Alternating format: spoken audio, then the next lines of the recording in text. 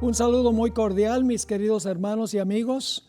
Es un placer nuevamente compartir con ustedes un estudio de la palabra de Dios sobre temas importantes para esta época. Quiero mencionarles que esta es la parte número 8 de una serie de 10. Así que les animo de que sintonicen a YouTube o tal vez nuestro canal para buscar estos temas. El título es Cambiaron la verdad por la mentira. Vale la pena ver esta serie porque tiene mucha actualidad para esta época. Vamos a comenzar entonces con una palabra de oración y entonces entramos directamente a nuestro tema tan importante de hoy. Oremos. Padre, gracias ahora porque con libertad podemos abrir tu santo libro. Pedimos, Señor, que el Espíritu Santo que inspiró ese libro puede estar presente con nosotros, conmigo aquí en el estudio y también con aquellos que van a ver este programa. Te ruego, Señor, que nos des sabiduría divina. Ayúdanos a vivir por toda palabra que sale de tu boca y no por las tradiciones humanas y la cultura humana. Te lo pedimos en el nombre de Jesús. Amén. Hemos estado estudiando la cosmovisión, el plan original de Dios que estableció en el huerto del Edén. Toda esta cosmovisión se basa en una lectura literal de la historia de la creación en Génesis 1 y 2. Si esa historia nunca ocurrió, como algunos creen, entonces ninguno de los detalles se aplicarían hoy. Quiero repasar lo que hemos estudiado hasta ahora en cuanto al plan original de Dios. En primer lugar, notamos la santidad de la vida. Dios dio origen a la vida, le pertenece a Él. Ningún ser humano tiene derecho de quitarle la vida a otro. Eso incluye no solamente los que están vivos, sino también los que están en el vientre de la madre. En segundo lugar, la vida que Dios quiere que tengamos es en el campo, en un ambiente natural, a donde podamos respirar aire puro, a donde tengamos agua limpia y podamos producir nuestro propio alimento de la tierra. En tercer lugar, nos dimos cuenta que el plan original de Dios es el matrimonio heterosexual entre un hombre y una mujer, un varón y una hembra. Luego nos dimos cuenta que Génesis nos dice que solo hay dos géneros. No hay 64, no hay 100, como muchos dicen hoy en día, sino hay solamente dos géneros, masculino y femenino, varón y hembra. Además de eso, nos dimos cuenta que el hombre fue establecido como líder o cabeza en el hogar y también en la familia mayor, que es la iglesia. Ese es el plan que estableció Dios originalmente, que el hombre fuera el líder o la cabeza en el hogar y en la iglesia, claro, bajo el liderazgo absoluto de Cristo Jesús. Además de eso, nos dimos cuenta que Dios estableció al comienzo una dieta para conservar la salud y la felicidad y el vigor. Esa dieta era vegana, se componía mayormente de frutas con semillas. Luego entonces nos dimos cuenta, y en el último tema estábamos tratando este punto, que el sábado, el séptimo día sábado, fue establecido por Dios como la conmemoración de la creación, del Creador. Es decir, cada séptimo día debemos suspender nuestro trabajo y debemos enfocarnos única y exclusivamente en Dios y en su grandeza, en su amor y su misericordia para con nosotros. Lo que ha intentado hacer Satanás es destruir el plan original de Dios. Y para hacerlo tiene que minar la confianza en el registro bíblico como se encuentra en el libro de Génesis. Lo que ha establecido Satanás es una teoría que ha arruinado toda la idea del plan original de Dios, que es la teoría de la macroevolución. Si la historia de la creación no ocurrió tal cual está escrito el relato en la Biblia, entonces no hay ningún fundamento para la cosmovisión que encontramos en Génesis el capítulo 1. La teoría de la evolución ha destruido por completo el plan original de Dios que estableció en el Edén. Y lo triste es que algunos cristianos, especialmente los teólogos liberales del cristianismo, han procurado acomodar la Biblia a la evolución. Concerniente a esto, escribió Elena White lo siguiente en el libro La Educación, página 115. Sin embargo, algunas deducciones erróneas de fenómenos observados en la naturaleza han hecho suponer que existe un conflicto entre la ciencia y la revelación. Y en los esfuerzos realizados para restaurar la armonía entre ambos, se han adoptado interpretaciones de las Escrituras que minan y destruyen la fuerza de la palabra de Dios. Se ha creído que la geología contradice la interpretación literal del relato mosaico de la creación. Se pretende que se requirieron millones de años para que la tierra evolucionara a partir del caos y que los días de la creación han sido largos e indefinidos, periodos que abarcan miles y hasta millones de años. Semejante conclusión es completamente innecesaria. El relato bíblico está en armonía consigo mismo y con la enseñanza de la naturaleza. Fíjese entonces que lo que sucede aquí es que procuran acomodar la Biblia a la ciencia, es decir, darle un giro a la Biblia para que la Biblia concuerde con la ciencia, pero toman a la ciencia como si fuera la soberana. El Espíritu Profecía dice que no es necesario esto. La naturaleza y la Biblia están en perfecta armonía. No hay necesidad de acomodar la Biblia a la ciencia porque ambas están en perfecta concordancia. Ahora, según Romanos 1, 18 al 32, que estudiamos en un tema anterior, el proceso de la ruina viene cuando se ignora la revelación clara de Dios. Quiero repasar el proceso que menciona Romanos 1, 18 al 32. Tiene varios puntos. En primer lugar, los versículos de Romanos 1 dicen que Dios imparte gran luz en la naturaleza y en su palabra. No voy a leer los versículos de nuevo, pero los versículos dicen que Dios les ha dado abundante luz a los seres humanos para que no tengan excusa. Pero el asunto es que teniendo la luz de la palabra, los que no quieren vivir por la palabra rechazan el poder del Evangelio, rechazan al Creador. Como resultado, pierden el temor de Dios, no le dan gloria, no le dan gracias. Así es que caen en la idolatría, adoran al hombre antes que a Dios, cambian la verdad por la mentira, se entenebrecen sus corazones. Y tres veces dice que Dios los entrega a sus inmundicias y cometen toda suerte de acciones inmorales.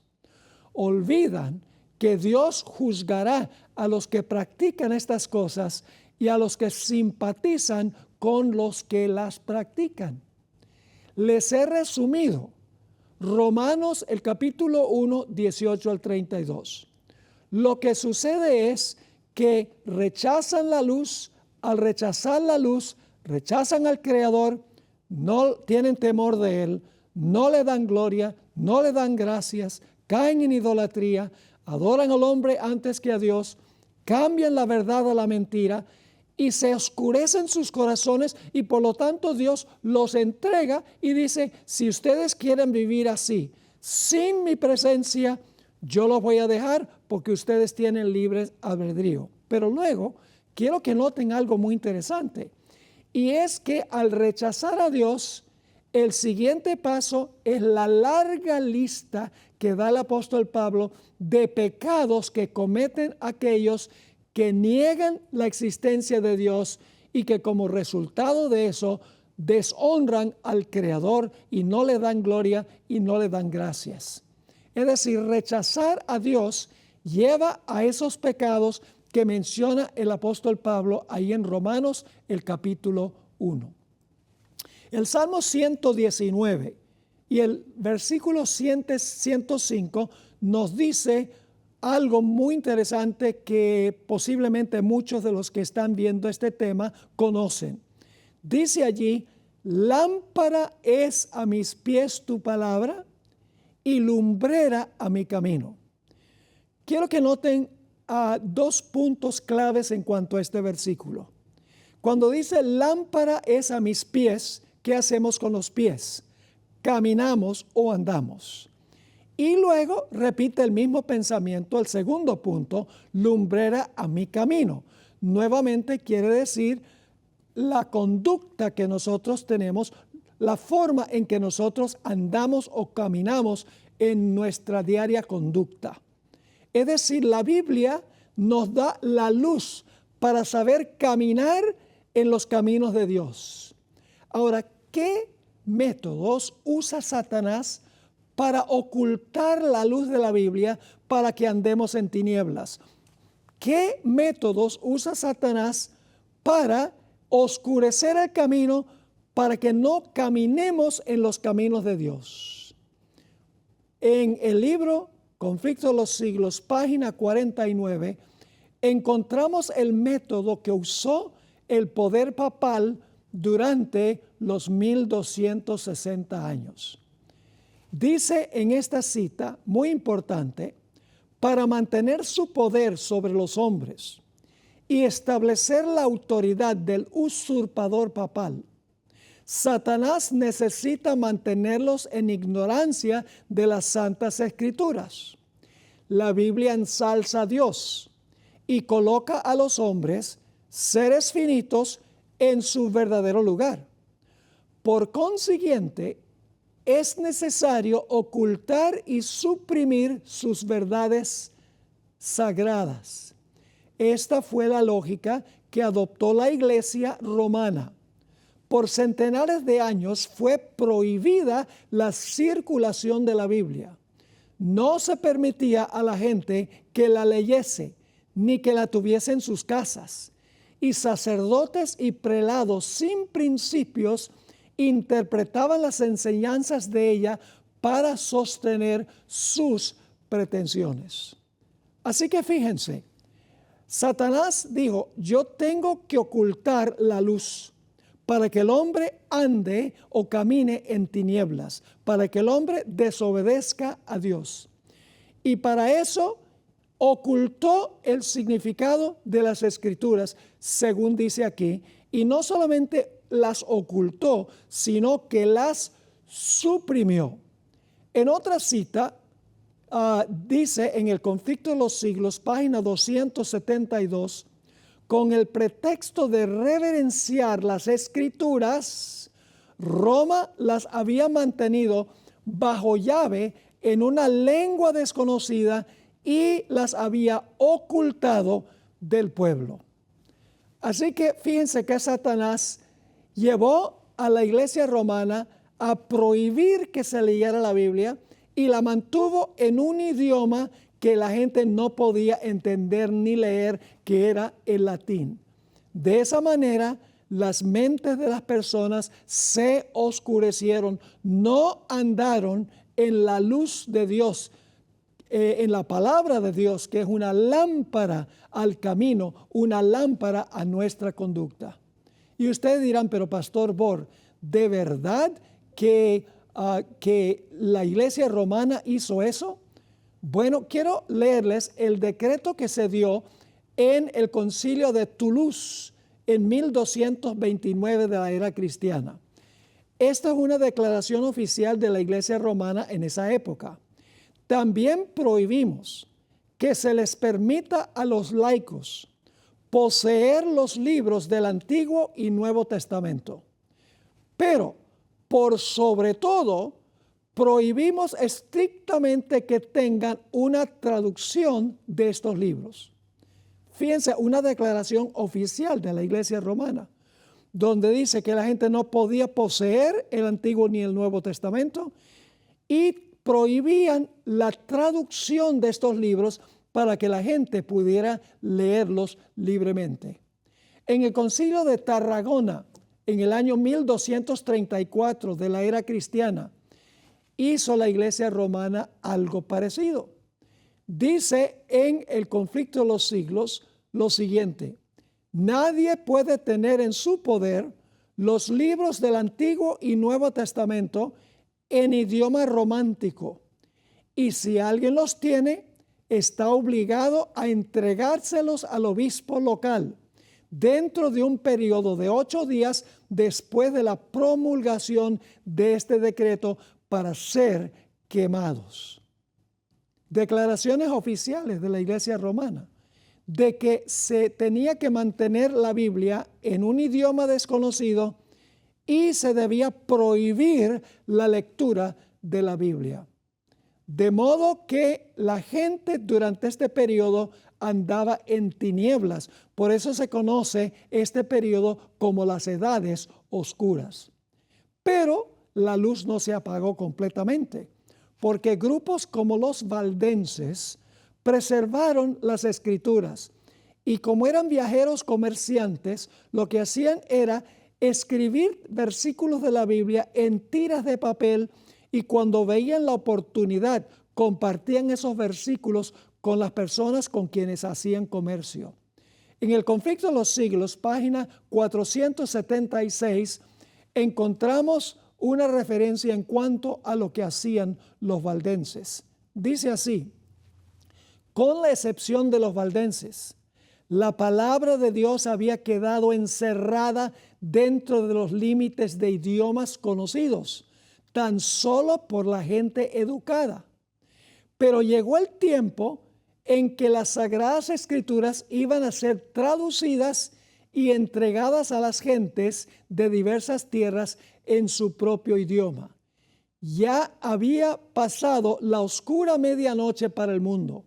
Fenecían las horas de las tinieblas, y en muchas partes aparecían señales del alba que estaba por rayar. Es decir, estaba llegando a su fin el periodo de las edades oscuras, cuando Wycliffe y Hus y Lutero y Calvino trajeron a la luz las Escrituras. Ahora, en estos tiempos en que vivimos nosotros, la gente es muy educada y sofisticada.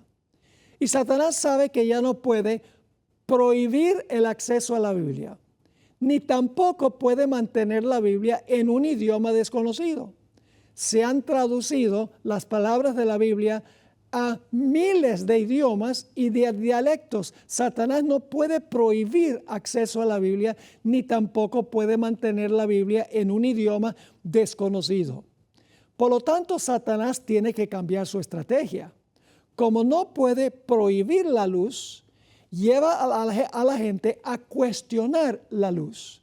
La gente dice: oh, la Biblia es un libro arcaico, es un libro patriarcal, está pasado de moda y por lo tanto es irrelevante e indigno de nuestra confianza en un mundo desarrollado como el nuestro. Lo que Satanás logró prohibiendo el acceso a la Biblia y manteniendo la Biblia en un idioma desconocido, ahora lo logra echando a un lado su relevancia y su autoridad. La gente acepta la cultura, la gente acepta la ciencia tal llamada, la gente acepta lo que dicen los demás, y mientras tanto hay millones de Biblias en el mundo, pero como la gente no cree que eso es para nuestra época, el mundo hoy anda también a oscuras. En el Conflicto de los Siglos, página 544, encontramos la siguiente cita: Satanás hace creer al mundo que la Biblia no es más que una ficción, o cuando mucho, un libro apropiado para la infancia de la raza, del que se debe hacer poco caso ahora o ponerlo a un lado por anticuado. Qué interesante, queridos amigos. Satanás ahora cambia de estrategia, no pudiendo prohibir la Biblia ni mantenerla en un idioma desconocido. Lo que hace es minar la confianza de la gente en el relato bíblico. Por esa razón es que la mayoría del mundo acepta la teoría de la evolución. Inclusive cristianos aceptan la idea de la creación progresiva, de la evolución teísta, entre otras cosas, y como resultado dicen, ese relato de Génesis, a donde está la cosmovisión original, el plan original de Dios, no aplica hoy, porque eso nunca pasó, porque este mundo llegó a existir por evolución. Satanás ha usado la evolución para destruir la cosmovisión de la Biblia en su totalidad. Ya sea que la Biblia se prohíba o que se cuestione su autoridad y relevancia, al final el mal fruto es el mismo. Y ese mal fruto es la anarquía, tal cual se vio en la Revolución Francesa. Podemos ver en la Revolución Francesa lo que ocurre cuando se esconde la Biblia, cuando la Biblia se echa a un lado. Quiero leer ahora Apocalipsis 11 y el versículo 3, a donde habla de los dos testigos. Los dos testigos son el Antiguo y el Nuevo Testamento. Y quiero que noten que durante un periodo de 1260 años, que es el periodo de dominio papal, los dos testigos profetizaron de luto, profetizaron de silicio, porque la Biblia se mantuvo en un idioma desconocido y porque la iglesia cristiana, tal llamada, prohibía la lectura de la Biblia. Dice allí en Apocalipsis 11 y el versículo 3, y daré a mis dos testigos, aquí Dios está hablando, y daré a mis dos testigos que profeticen por 1260 días vestidos de silicio. Los 1260 días en las profecías son años, 1260 años, y cubren desde el año 538 hasta 1798, cuando el poder papal perdió el apoyo del poder civil y fue herida con la espada del poder civil. Durante los 1260 años de supremacía papal en Europa, los dos testigos, que también se llaman los dos candeleros que dan luz, dieron su testimonio en silicio, es decir, en las penumbras. ¿Qué es silicio? Silicio es una tela de color negro, súper profundo y oscuro. Es decir, este fue el periodo de las edades oscuras, porque la luz brillaba opacamente solamente entre algunos pocos grupos. Y como resultado, el Antiguo y el Nuevo Testamento no dieron testimonio poderoso de la voluntad de Dios para la vida. Como hemos visto, la palabra de Dios es luz. Salmos 119 y 105. Pero la iglesia apóstata la mantuvo en una lengua desconocida y prohibió su lectura. Por eso la gente andaba en tinieblas.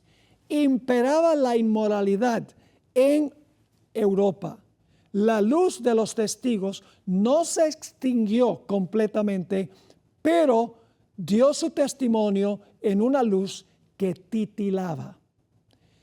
Ahora, hacia el final de los 1260 años, se levantó un poder del abismo. Esto se relata en Apocalipsis 11. Y este poder del abismo aniquiló completa y totalmente la luz de los dos testigos, del Antiguo y el Nuevo Testamento. Hasta este punto, los dos testigos habían dado luz opaca en las penumbras, en la oscuridad, en las tinieblas, la luz titilaba. Pero este poder que se levantó del abismo fue un poder que extinguió la luz del Antiguo y el Nuevo Testamento, la luz de la palabra de Dios.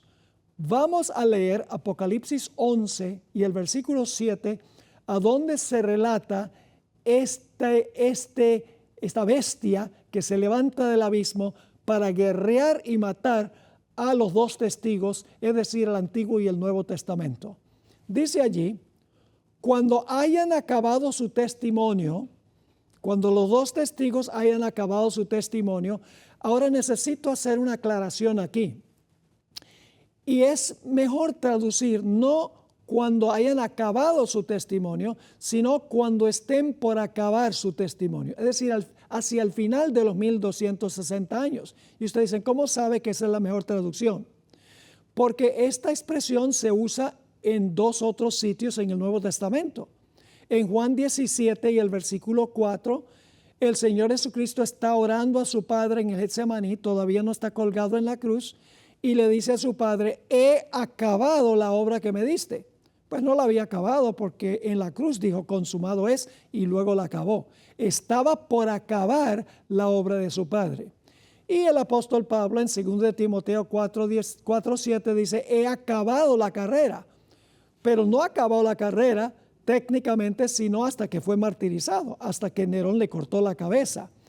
Es decir, Pablo está diciendo, he llegado al punto casi de acabar la carrera. Es decir, hacia el final de los 1260 años se iba a levantar este poder del abismo. Nuevamente Apocalipsis 11:7. Cuando estén a punto de acabar su testimonio, la bestia que sube del abismo, que es Francia, al final de los 1260 años, lo que se conoce como la Revolución Francesa, la bestia que sube del abismo hará guerra contra ellos, es decir, guerra contra los dos testigos, y los vencerá y los matará. Noten que aquí no se trata de opacar la luz, aquí se trata de aniquilar completamente la luz del Antiguo y el Nuevo Testamento en Francia. Elena White vinculó la supresión de la Biblia por el papado con los eventos anárquicos de la Revolución Francesa. La supresión de la Biblia fue la causa y la Revolución Francesa fue el fruto de la causa. Quiero leer del Conflicto de los Siglos, página 270, a donde Elena White menciona precisamente esto de causa a efecto. Escribió lo siguiente: la guerra que se hizo en Francia contra la Biblia, porque Francia fue la que más peleó contra la Biblia durante los 1260 años. La guerra que se hizo en Francia contra la Biblia, esta es la causa, durante tantos siglos culminó, ahí está el fruto, culminó en las escenas de la revolución. Esa terrible insurrección del pueblo, es decir, la Revolución Francesa, no fue sino el legítimo resultado de la supresión de las Sagradas Escrituras. Suprime la luz y viene anarquía y revolución. Estamos viendo los comienzos de esto en los Estados Unidos de América y en otros países tales llamados desarrollados. En el libro de Apocalipsis se refiere al poder que extinguió la luz de los dos testigos con las palabras Egipto y Sodoma, palabras muy importantes. ¿Por qué se le llama a Francia Egipto y Sodoma? ¿Por qué la Revolución Francesa se caracteriza por Egipto y Sodoma? Vamos a leer Apocalipsis 11 y el versículo 8. Hablando de los dos testigos, dice, y sus cadáveres estarán en la plaza de la grande ciudad, que en sentido espiritual, no son literales, no es la gran ciudad no es literal, dice que en sentido espiritual se llama Sodoma y Egipto, donde también nuestro Señor fue crucificado. Ahora, hay varias cosas que tenemos que decir de este versículo tan importante. La grande ciudad aquí es Francia. Y ustedes dicen, bueno, pero la grande ciudad en el libro de Apocalipsis es Babilonia. Sí, Francia era parte de las divisiones del Imperio Romano, es parte de las naciones de Europa que el papado controló, y el papado es Babilonia, según dice la Biblia. Ahora, entonces, la grande ciudad es Francia, pero noten que dice que a Francia se le llama Sodoma y Egipto. No está hablando literalmente porque dice espiritualmente, en un sentido espiritual. Otras versiones traducen figurativamente, simbólicamente o alegóricamente. ¿Qué significa esta expresión Sodoma y qué significa la expresión Egipto? Quiero leerles del Conflicto de los Siglos, página 273. En conformidad con lo que dice el profeta, se iba a ver en aquel tiempo, poco antes del año 1798, que un poder de origen y carácter satánicos se levantaría para hacer guerra a la Biblia. Y en la tierra, Francia, a donde el testimonio de los dos testigos fuese así silenciado, se manifestarían el ateísmo del faraón y el libertinaje de Sodoma. Esta profecía se cumplió de un modo muy exacto y sorprendente en la historia de Francia. Ahora, ¿por qué se le llama a Francia Egipto? La Francia de la Revolución Francesa. Nuevamente leo del Conflicto de los Siglos, página 272. De todas las naciones mencionadas en la historia de la Biblia, fue Egipto la que con más osadía negó la existencia del Dios vivo y se opuso a sus mandamientos. Ningún monarca jamás se atrevió a manifestar una rebelión, imagínense esto, tan abierta y altanera contra la autoridad del cielo como el rey de Egipto. Cuando se presentó Moisés ante él para comunicarle el mensaje del Señor, el faraón contestó con arrogancia: ¿quién es Jehová para que yo oiga su voz y deje ir a Israel? Yo no conozco a Jehová, ni tampoco dejaré ir a Israel. Esto es ateísmo. Y la nación representada por Egipto iba a oponerse de un modo parecido a la voluntad del Dios vivo y a dar pruebas del mismo espíritu de incredulidad y desafío. Es decir, Francia se declaró atea, similarmente como Faraón dijo: yo no conozco a Jehová ni voy a dejar ir a su pueblo. Por eso a Francia se le llama simbólicamente o figurativamente Egipto. Pero ¿por qué se le llama a Francia Sodoma? Porque cuando se niega la existencia de Dios, viene el fruto de la inmoralidad, causa a efecto.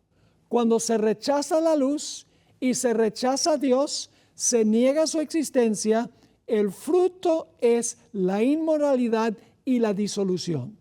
Leo nuevamente del Conflicto de los Siglos, página 272.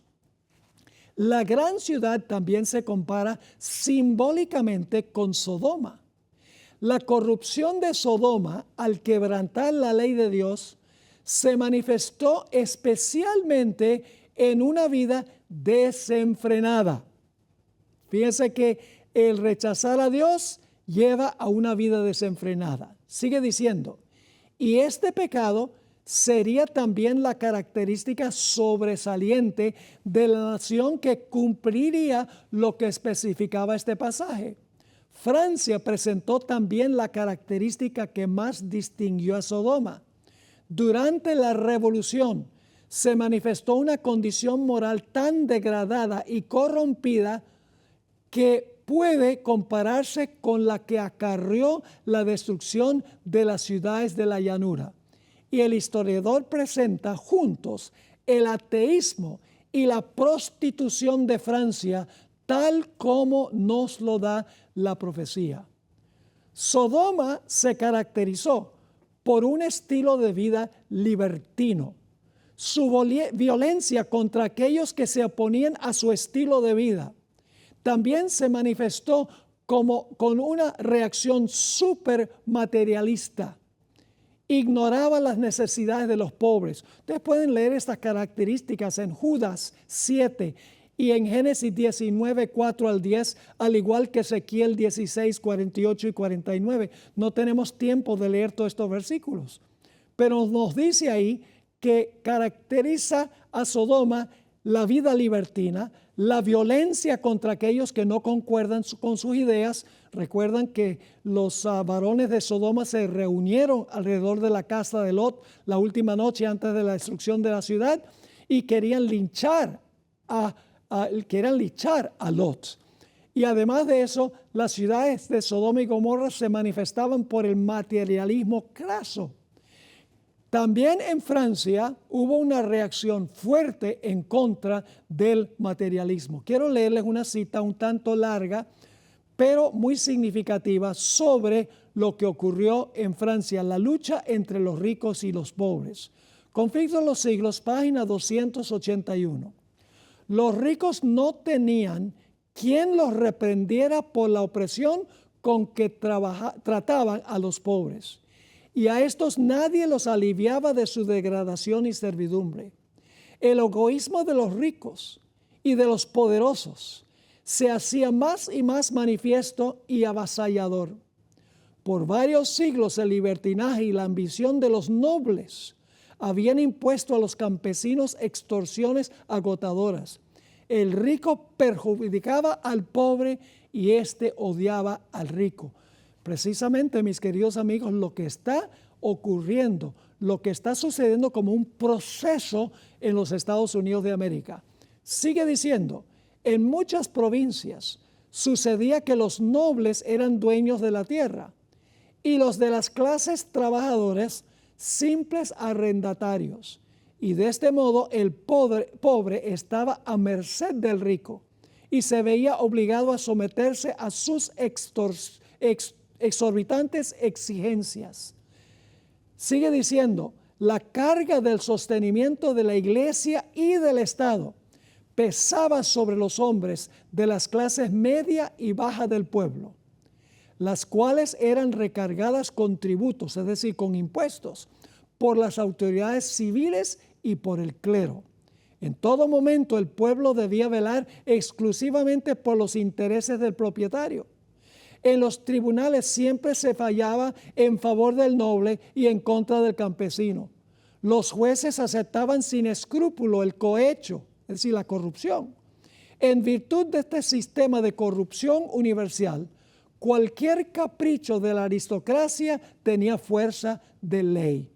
De los impuestos exigidos a la gente común por los magnates seculares y por el clero, no llegaban ni a la mitad al tesoro del reino, ni al arca episcopal, pues la mayor parte de lo que cobraban lo gastaban los recaudadores en la disipación y en las francachelas.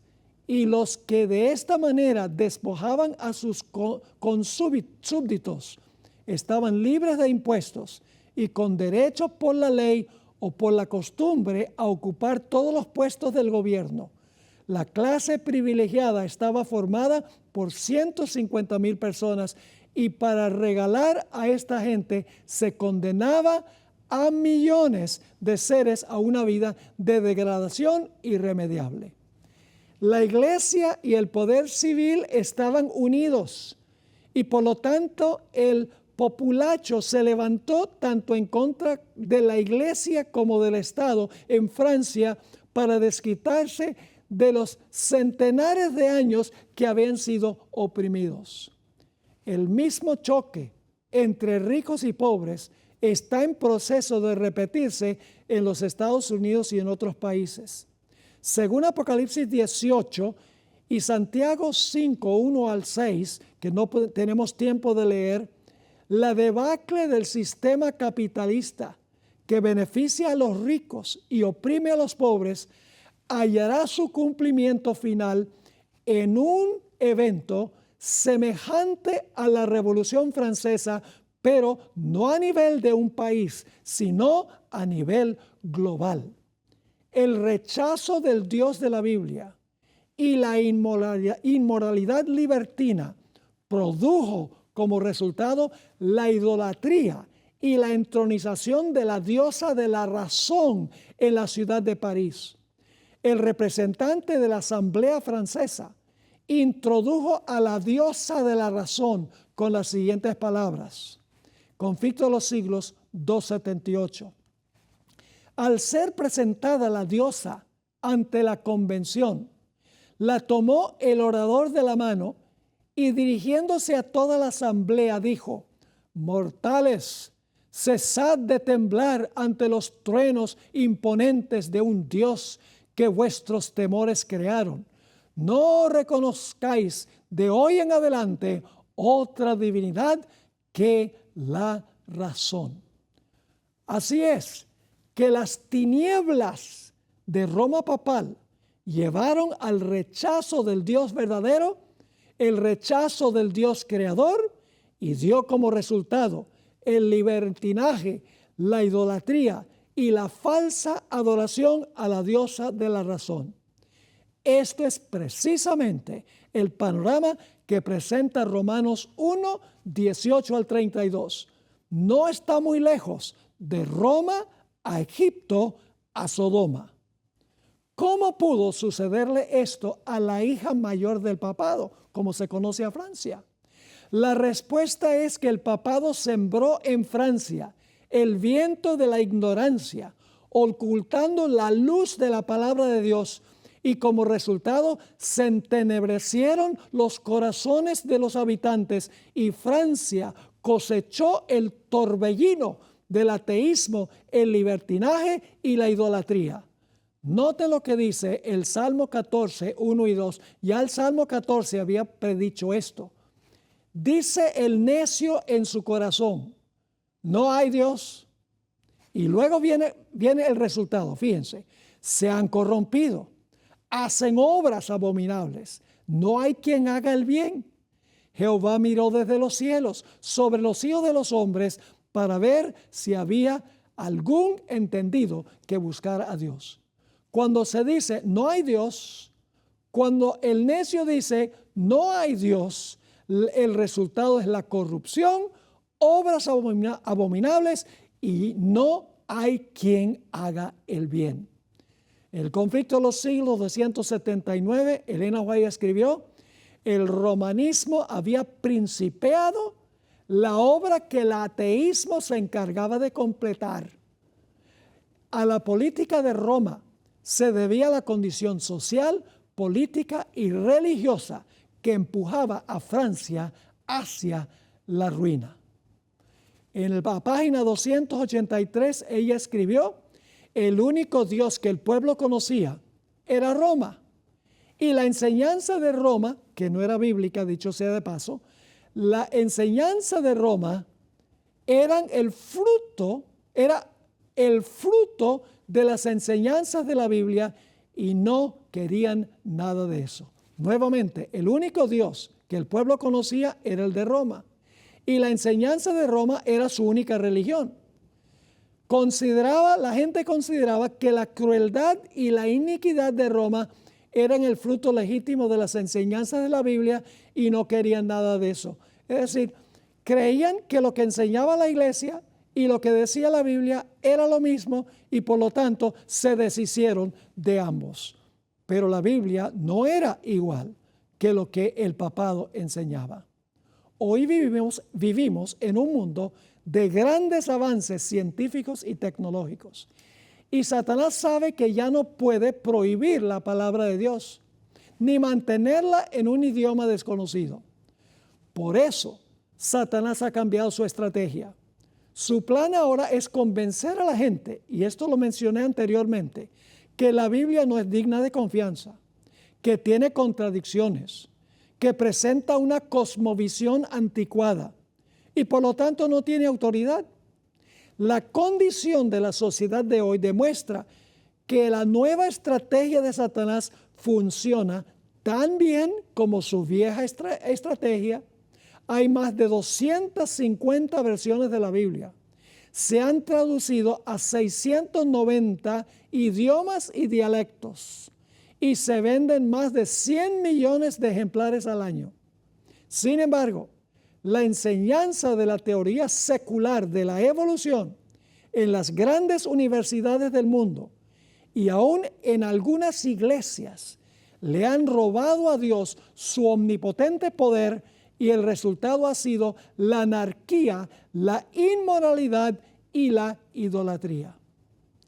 Como mencioné antes, va a haber otra revolución francesa, pero no va a ser solo en Francia, no va a ser en unos pocos países, va a ser a nivel global.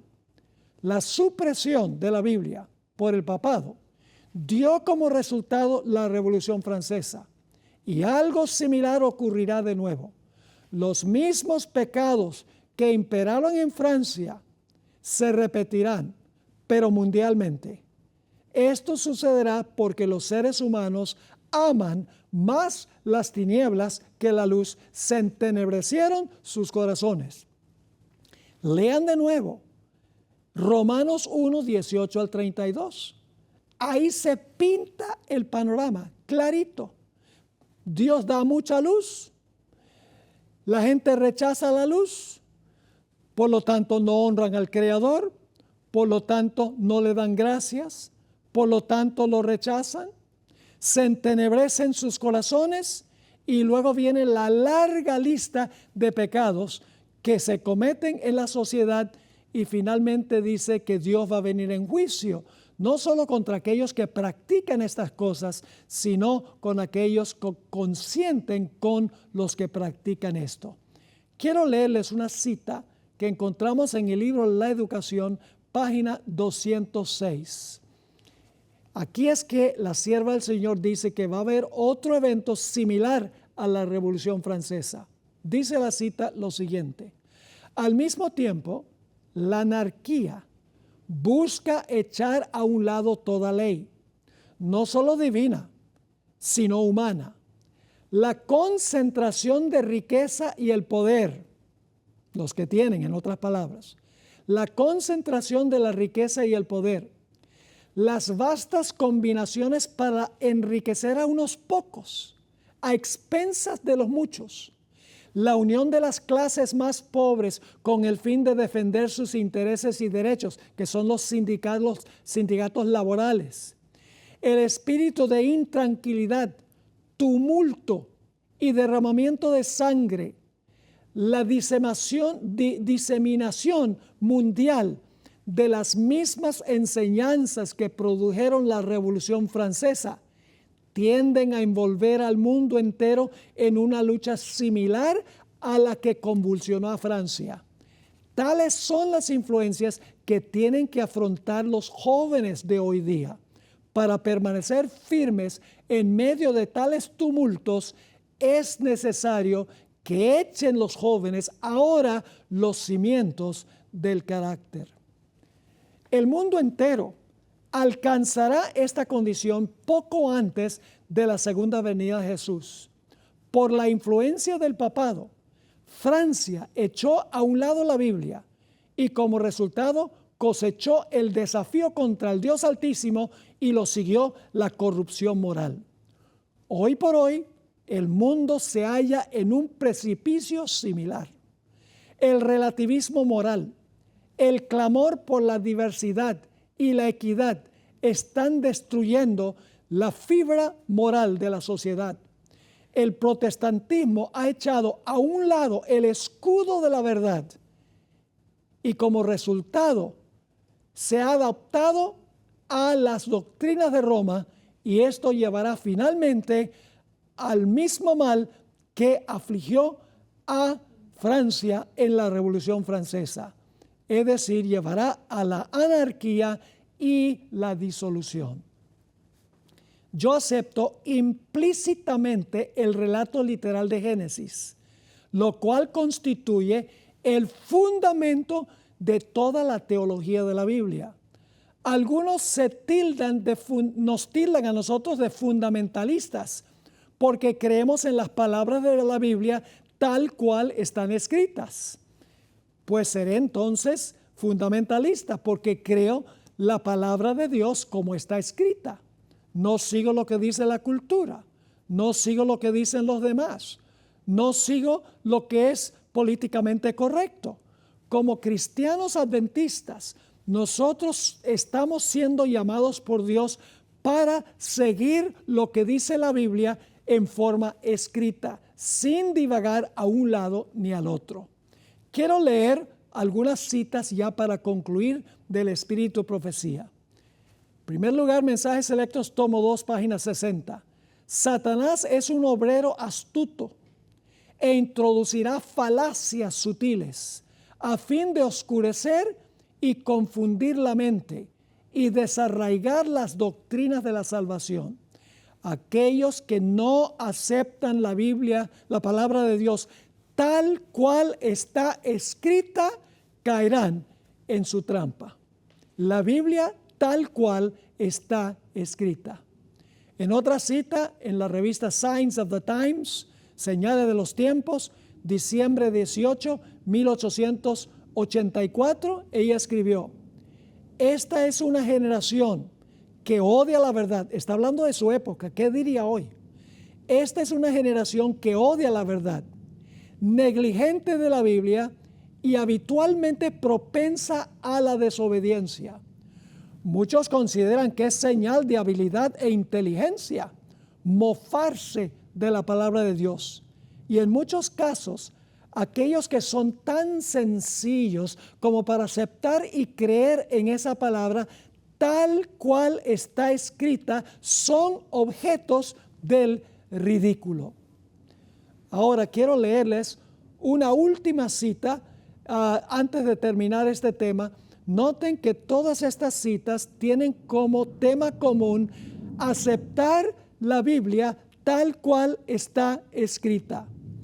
En Primeros Escritos, página 96, ella escribió en cuanto a las personas que muestran supuestamente su erudición. Escribió lo siguiente: no es necesario poner innumerables palabras en el papel para justificar lo que habla por sí mismo y resplandece en su claridad. Mucha gente le da vueltas al palo. Mucha gente da toda clase de explicaciones para excusarse, para eximirse de tener que obedecer lo que la Biblia dice. Nuevamente, no es necesario poner innumerables palabras en el papel para justificar lo que habla por sí mismo y resplandece en su claridad. La verdad es recta, clara, sencilla y se destaca audazmente en su propia defensa.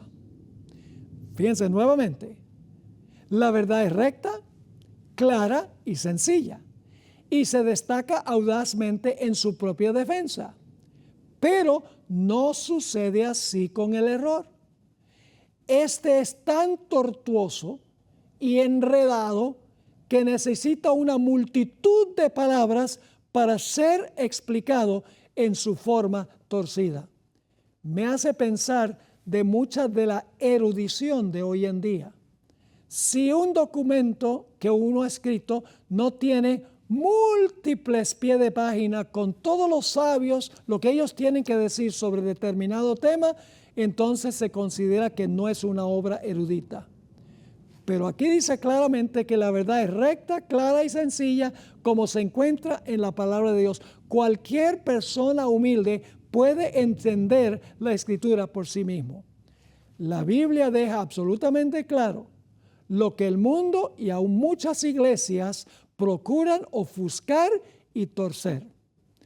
Ahora, en nuestro próximo tema, vamos a hablar de otro aspecto del plan original de Dios.